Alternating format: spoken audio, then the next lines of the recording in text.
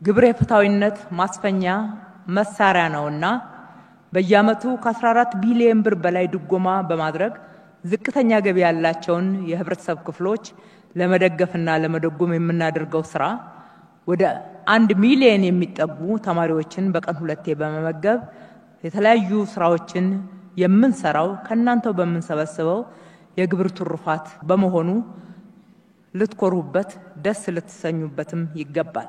የከተማችሁ እድገት ደማቅ ቀንዲል ሆናችሁ ታማኝ ግብር ከፋዮቻችን ለከተማዬ እድገት ግዴታዬን ልወጣ በሚል ሀገራዊ ወይም ወገናዊ ስሜት ግብርን በወቅቱ በመክፈል በከተማችሁ እድገትና ለውጥ እንዲሁም ለልጆቻችሁ እየሰራን ባለነው አጠቃላይ ምቹነት አይረሴ ደማቅ አሻራችሁን በማሳረፋችሁ ክብርና ምስጋና ይገባችኋል።